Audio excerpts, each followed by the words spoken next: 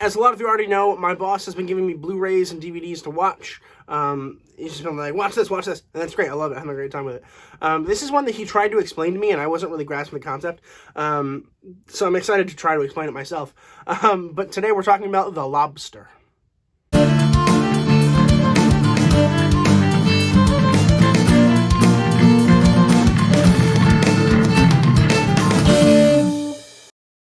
The Lobster was released in 2015. It was written by Yorgos Lanthimos and Efthimis Philippou, I think it's pronounced. I could be wrong. Don't judge me.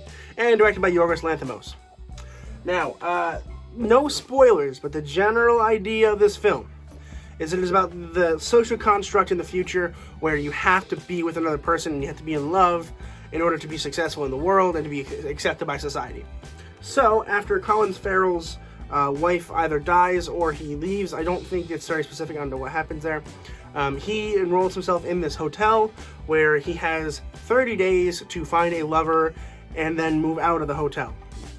However, they can get more days by going out and bringing in loners, who are people who did not successfully make it and did not go through this program, and they're going to live in the woods, so they got to go capture them and bring them back, and then they get extra days tacked on to their total to try to find love. However, in the course of all this, if you fail to find love in the amount of days that you have earned at the hotel, you are turned into an animal of your choice. Colin Farrell's character chooses a lobster. That's it. That's basically the whole... Alright, that's actually not it, because this film is really two films, in my opinion. It should have been, in my opinion, split into two parts. Because they do feel like very different movies. So the first half of the movie, which is about him in the hotel, and getting to try to find love, in the second half of the movie, slight spoiler, I guess, he ends up in the woods as a loner trying to not be turned into a lobster, and also then trying to find love within the confines of this non-lovely area. Really interesting stuff, and honestly, it's a good movie to discuss in terms of our day and age, which is the fact that the idea of love in this is that you have to be very identical, very similar. You have to have, like an example is, if you both have nosebleeds, you're probably meant for each other. Which is something that society places on us nowadays, where it's like, oh, well, if you like this thing, and they like this thing, there's a good chance you're going to get together and love each other. And I don't think that's necessarily true. I don't think I have very strong, views on the way that love works, in the United States. I don't. This isn't set in the United States, but regardless, anyway. I just feel that, I don't need a person. I'm perfectly happy by myself. I don't have an issue being alone. And I feel like this is where we're heading. The direction is that people who are with other people look down upon those of us who do not have people. And it's that taken to an extreme in this movie, and that's kind of the whole purpose, is to show us that it's awful and we shouldn't be doing that. That's my take on the film, at least, is that, for one, you don't have to be identical to love each other. That's just true, and the film shows that. But also, on top of that, it's about understanding that you don't have to be with a person to be happy and to, be successful. Which is really cool. It's really cool, society reflection. And I love society reflection movies. I really, really do. However, this one does have some issues. Excuse me. The main issue that I have with this film is that it is two films. It really is two separate films that are mashed into one, and it is about 2 hours long. And the length actually was not the problem for me at all. I think the length was fine. It was the fact that the tonal difference from the first half of the film to the second half of the film is crazy. One thing I liked about the film was that it is a love story. It is very much a romantic comedy, kind of. A very strange romantic comedy, yes, but still a romantic comedy. Because of him trying to find love in this really weird space.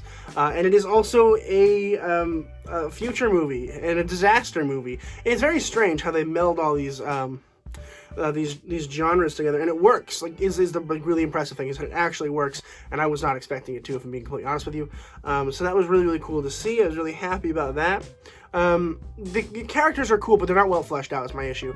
Colin Farrell's character is the only thing that I actually cared about. John C. Reilly's character was fine too, but for the most part, most of them are not in depth. They're mostly just surface level characters, and honestly, maybe that's kind of part of the point, and that's fine. I get it. I just didn't like it. That's just an opinion of mine. I get it if that's one of the reasons why you like this film. I understand. I can see that being an argument, but I don't like those kind of movies where it's just oh, this is a character, he plays this character. I'm like, okay, but like, what is this character? Like, I like that kind of thing. So I was really sad to see that it didn't really delve deep into a lot of them. But the performances are strong from Colin Farrell and Rachel Weisz, who are, I guess, mainly the two characters, although Rachel didn't show up for the second half of the film. Then she shows up, and she's like, oh, now she's the main character all of a sudden, which I didn't really care for, but it makes sense in the terms of the movie, so I'm okay doing it. I accept it. But the performances are very, very good. The end of this film, I'm not going to talk about because it's spoilery, but it does end kind of openly. I do have my own thoughts. Drop in the comments down below what you think happens at the end of the movie if you saw it. I really think the end of this film was really cool and really, really smart, and I enjoyed, like, thinking about it. And it's definitely one of those movies that I didn't like as much when I watched it. Then I watched it like last week, and I'm talking about it today because I've been lazy and I haven't filmed yet. And so I've taken the time to really think about it, and I really do like it the more and more I think about it because the ending is just so cool and brilliant. And the societal like reflection is really, really cool in this movie. So that's a main reason why I'm going to go ahead and give The Lobster an A-.